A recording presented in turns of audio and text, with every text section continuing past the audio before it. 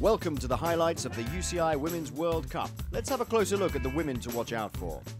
Nicole Cook, Britain's 2008 World and Olympic champion, looking for a good season after a poor 2009 in the Rainbow Stripes. German superstar Judith Arndt, riding for HTC Columbia, the 34-year-old was winner of the World Cup in 2008.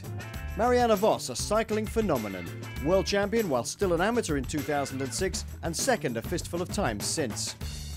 Up-and-coming Briton Emma Pooley, by far the most talented climber in the peloton, she's worked hard to improve her descending and time trialing. A real threat.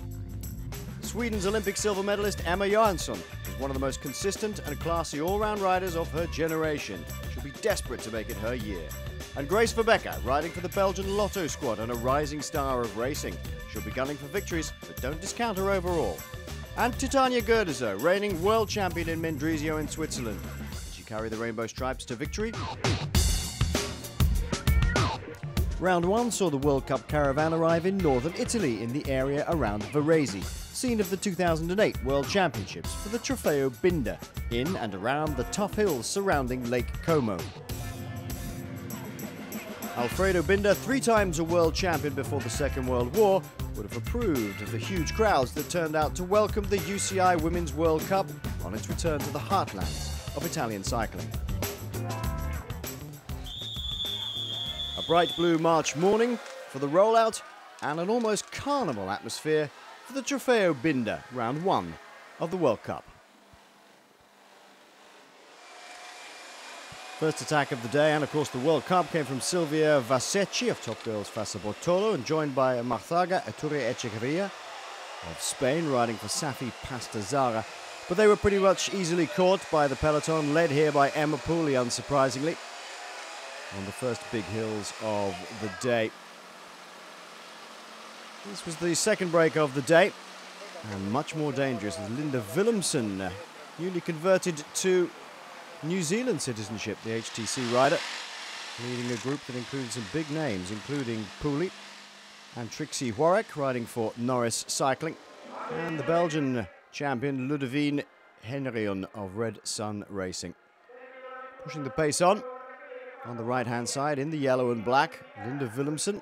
Taking the drink on the left-hand side, Emma Pooley. At the top of the mountain stage, though, everybody trying and fighting to get back on, chasing hard.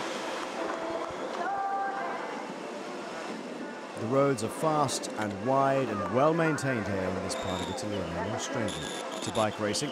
Nicole Cook in this group, trying to get back on. The Pooley and Willemsen group was swept up, and then Olga Zebelinskaya of Russia made the break, pushing very hard to try and keep in contact. Emma Pooley going down with Grace Verbeeker into the Armco barrier on this wide sweeping left-hander on the approach to the final kilometres. Doing a fantastic job to stay away, Zebelinskaya, but now a group of big favourites hunting her down in the closing kilometres. Zebelinskaya with head down, chasing Emma Johansson of Red Sun Racing, Marianne Vos of Nederland Bloyd, the world champion Titania Gerdeser tucked in here. Was she going to take victory in her home race? Less than 150 to go, and Zebelinskaya is going to get swallowed up. The question is, who is going to take the sprint? On the far left-hand side in the Netherlands champions jersey, it's Marianne Vos who has the speed and pulls away from riders behind her, fighting to stay on Emma Johansson.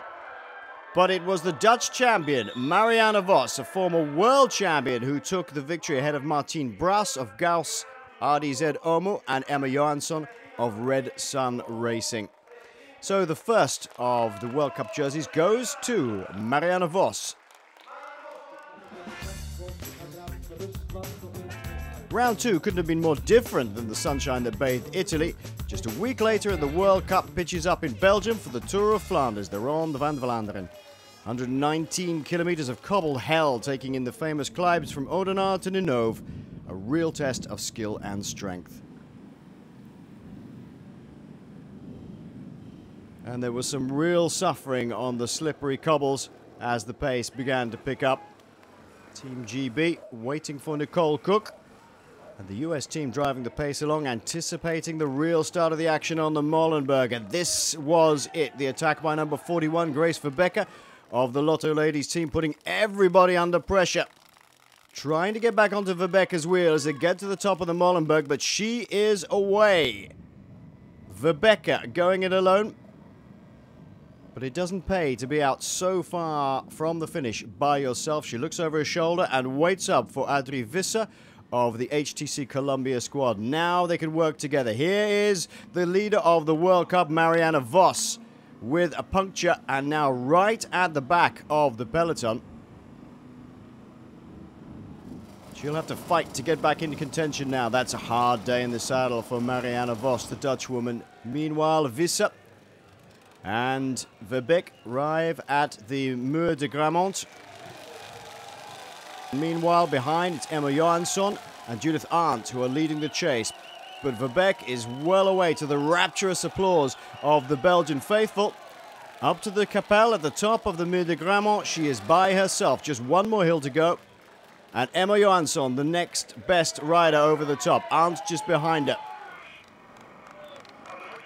Approaching the Bosberg, the final cobble climb of the day. Grace Verbeke is home and away at the moment. Can anybody catch her? But look at Marianne Vos riding a Stevens bike, pushing hard up the Bosberg. She's come right the way from the back to the front. This is the chasing group, including Chantal Black of the Leontine.nl squad. But under the final kilometer kite for Grace Verbeke, and she's got a comfortable win to take the first Belgian victory ever in the history of this great race for women, the Tour of Flanders. Behind, it's a sprint for second, and it's Marianne Vos who takes it, maintaining her lead in the World Cup standings. Just a hop and a skip from the Ronde van Vlaanderen. Round 3 took the UCI World Cup to Holland for the Unive Ronde van Drenthe, and a bracing blast of Low Countries racing. Fast, flat, and windy. Typically, an early break formed. A medium-sized group working to establish a good lead over the pack, including riders from World Cup leaders team Annemiek van Vleuten from Nederland Bloit. The chasing group slightly quiet, no one really wanting to take the initiative. The group included Nicole Cook and leader Marianne Vos, as well as riders who excel in these conditions like Ina Joko Teutenberg. But there's more time for chatting than racing for Teutenberg at the moment. Finally, 4 riders from this chasing group took the initiative to try and get across to the lead group, and included Lois Gunnewijk, also of Nederland Bloit, Iris Slappendel of the Cervelo Test team, and the American Brooke Miller of the Tipco team. The 4 chasers finally reached the front group, now making 11, including 3 Cervelo riders. Dusta, Slappendel and Becker, 2 from Nederland Bloit, Gunnewijk and Van Vleuten, and 2 from HTC Columbia, Visser and Cantillé. And there's an immediate attack by Iris Slappendel from Cervelo Test team, but HTC Columbia shut that down straight away. Behind, however, the danger has been sensed. And Great Britain were driving the chase on with Nicole Cook hanging on the back of a teammate, trying to make that gap close just a little bit. Riders coming back through the cars, up at the front. As we can see from Moto 1, it's Cervelo Test team are really putting the hammer down once again, trying desperately to stay ahead. Right at the back, Carlos Waard of South Africa hanging on for grim death as the attacks went into the last kilometer or so. And everybody beginning to look at each other as they enter the town. And slipping out from the back of the field unseen, you can see Lois Gunnewijk immediately onto her wheel. Here's Charlotte Becker from Cervelo Test Team and Chantal Black of Leontine.nl, but they can't respond to the pace of Gunnewijk. She gets into the last 800 meters or so with a clear lead and takes the victory in the Netherlands, her home race. Second went to teammate Annemiek van Vleuten, and Georgia Bronzini of Gauss RDZ took the 3rd spot.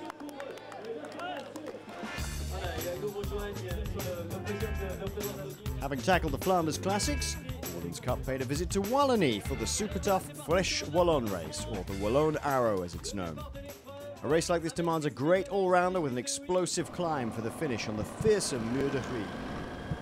First break of the day, number 126, GB's Emma Trott, 40 kilometers in the saddle alone ahead of the peloton. Emma Pooley leading the pack. And then another lone attack by Alona Andruk of Safi Pasta Zara, turning a big gear here. But she went well. The peloton just content to mark her at the moment. No real panic. And coming into the outskirts of Huy itself and up towards the Mur de Huy for the first time, Andruk is caught and passed once again by that super climber Emma Pooley of Great Britain. This is the Mur de Huy for the first time. Remember, they go around again before the finish, and she's joined by Australian champion number 101 Ruth Corset riding for Tibco. Over the top they go, just testing each other's legs at this point. No real attacks. But Cervelo have the bit between their teeth because they send number 37, Regina Bruins, up the road on a solo attack. That forced other teams to work to try and cut down the gap and gave the advantage to Emma Pooley, who didn't have to do so much work.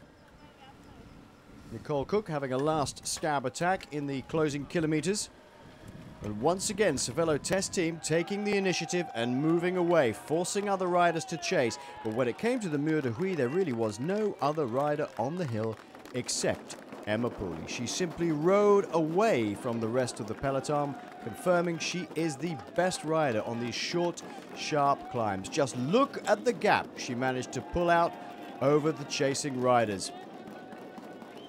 A very appreciative crowd. They know how tough this race is, especially the finish. And Pooley accelerating towards the finish line, taking the biggest victory of the year so far for her. Second was Great Britain's Nicole Cook, wearing the champion's jersey, just pipping Emma Johansson to third spot. Grace Verbeeker came in fourth, and a superb sixth place for Marianne Vos means she's now 41 points ahead of nearest rival Verbeeker. Cycling is becoming an ever more global sport, perfectly illustrated here by the Women's World Cup, as the ladies move to the Far East for round 5, the tour of Chongming Island, Shanghai in China. Well, there was a warm welcome from the locals maybe, but not from the weather. Absolutely atrocious conditions greeted the familiar European teams and squads from South Korea, Japan, the home nation China, and trade team Giant. In a race like this, it's a war of attrition, really. And it was a steep learning curve for some of the local teams up against riders who excel in these sort of conditions, especially those from the low countries. First break of the day included 176 Choi Ki-kyung of South Korea and Lu Jin of the Giant team. But coming over the bridge between Chongming Island and the mainland, you can see just how difficult the conditions are. The wind and the rain breaking up the peloton to a huge extent. Riders scattered all over the road in different groups. HTC Columbia and the Cervelo test team, well used to this sort of racing, trying to use it to their advantage. But the Eastern Europeans, especially the Lithuanians, keeping the pace high on the front of the main bunch to bring things back. Not so good for some riders, though. The weather just a little bit too much for one of the Giant riders and a rider from the Ukraine. Even so, HTC Columbia and Cervelo test team pushing on as hard as they can. The main group down to about 20 riders, including 4 Cervelo test team riders and 4 from HTC Columbia. A perfect illustration of just how difficult this racing is. There are riders absolutely everywhere, scattered all over the road. If you can hide yourself in a peloton in these conditions, you are going to do well in the end. And that is exactly what happened for HTC Columbia's Aina Yoko Teutenberg. Well used to these conditions, the sprinter hid and hid and hid all day and took a World Cup victory.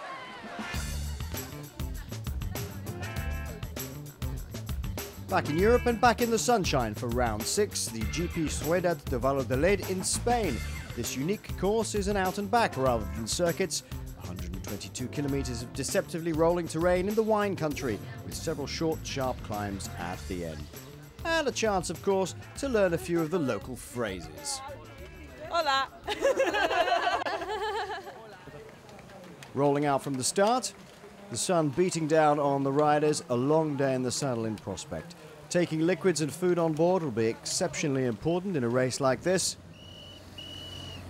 as will cheating the wind, because even with the slightest breeze blowing across the flat plains, people will be dropped off the back. And that is exactly what was going to happen a little later in the race. Everybody packed together, the wind coming slightly from the left-hand shoulder as an echelon forms across the road. And what a difference to Chongming Island. This bridge not battered by the wind and the rain, beautiful sunshine, and slightly hot conditions greeting the peloton back to Europe. Little attention required by the rear brake of rider number 33. Always helps to get a bit of a toe up towards the back of the peloton, and fluids being taken on by number 155, extremely important on these hot days. Well, eventually the wind did take some toll, and as the pace went up at the front of the peloton, certain riders getting spat out of the back. They just couldn't hang on. The elastic was beginning to snap, as they say in cycling. Meanwhile, up at the business end of the peloton, riders beginning to force the pace and try and ride away from those behind them. This little group containing Emma Johansson of the Red Sun Racing team. Unfortunately, the Swede unable to make this one stick. The rider's still too fast behind for this to be a successful breakaway.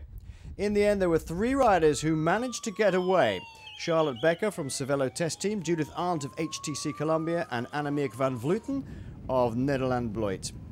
They quickly build up a lead, working well together. Becker just trying to hang on there for a second, looking a little bit under pressure, but still taking her turn. 1:18 the gap, soon rising to above 1 minute and 30 seconds as they enter the start and finish town. Remember, they have 3 laps of 3.8 kilometers to complete. As they take the bell for the final lap, it's obvious with 1:33 gap, nobody is going to catch them. The winner is going to come from these 3 ladies. It's a straight fight as they get to the line, and it's Cervelo Test Team Charlotte Becker who takes the win ahead of Judith Arndt and Van Vleuten. A fine win for the German, but a brilliant 4th place for Marianne Vos keeps her at the head of the table. Vårgårda in Sweden was the host for round 7 and the unique team time trial event of the Women's World Cup. Vitally important, of course, now that the team time trial will be included in the World Championships in the future, with trade teams allowed to compete as well as national teams. This is essentially then a blueprint for that event. Red Sun Racing and Emma Johansson's team starting off on their run. The team time trial is a vitally important technical event. Marianne Vos, the World Cup leader, not in her leader's jersey, but in the national time trial champion of the Netherlands jersey at the front of her Nederland Bloit team here. You have to wear your national champions jerseys if you are indeed the champion, rather than your trade team or anything else.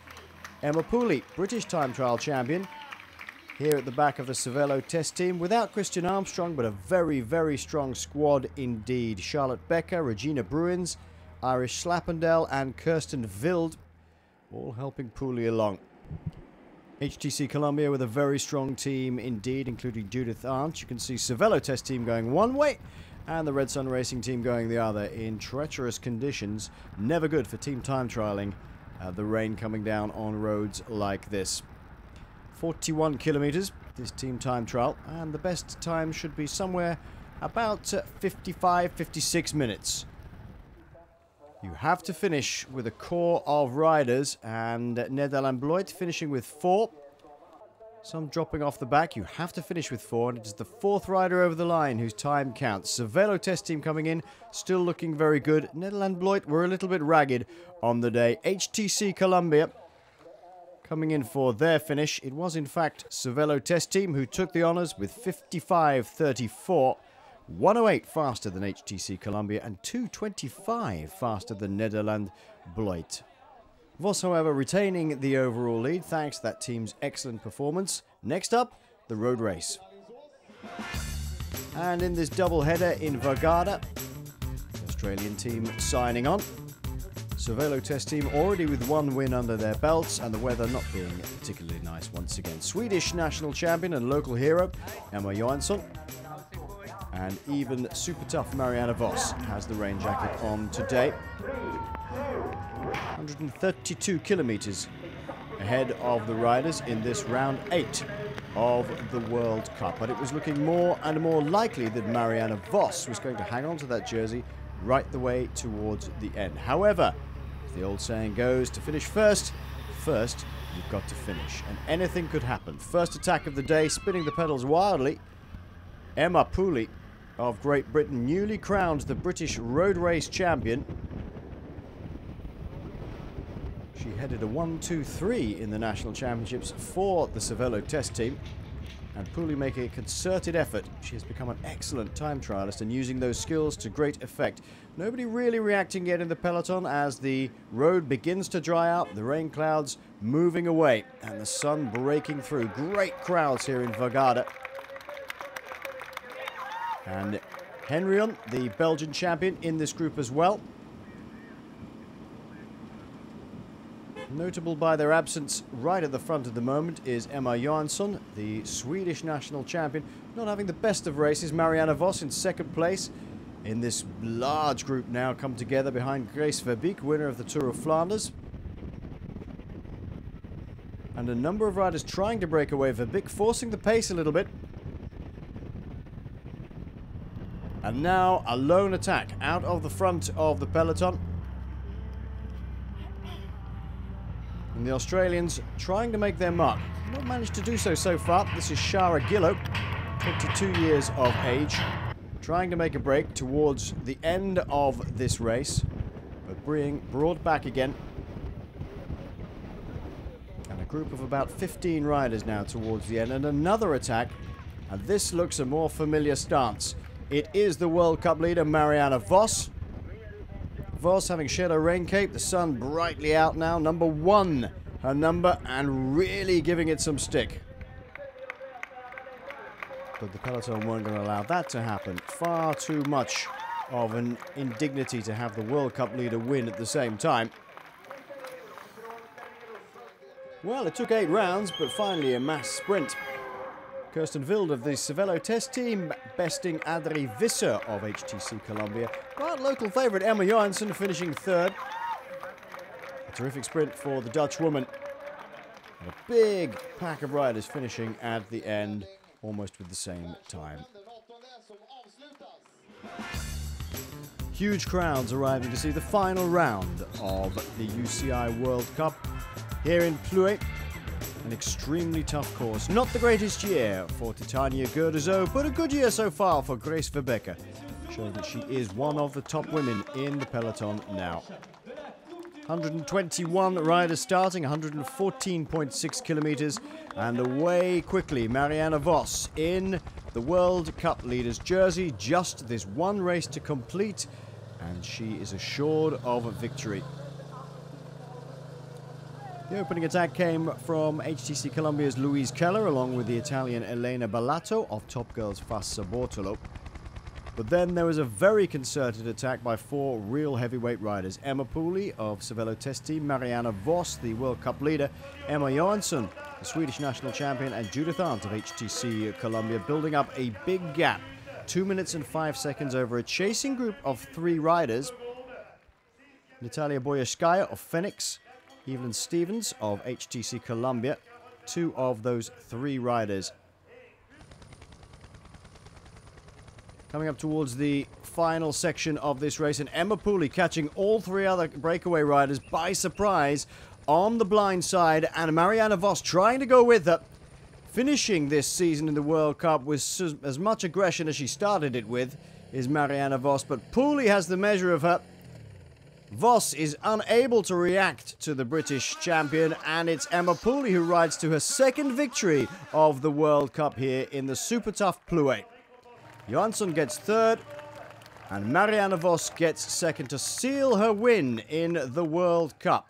So after a fabulous season of racing, the Netherlands' Marianne Vos takes the World Cup victory in 2010, and what a cycling phenomenon she is. Former world champion, she's been runner-up 4 times. She's been world cyclocross champion. She's world points race champion, and a real class act. Never say die attitude, and a wonderful victory for Marianne Vos of the Netherlands. Are you ready? UCItravel.com. UCItravel.com, your ultimate cycling travel partner.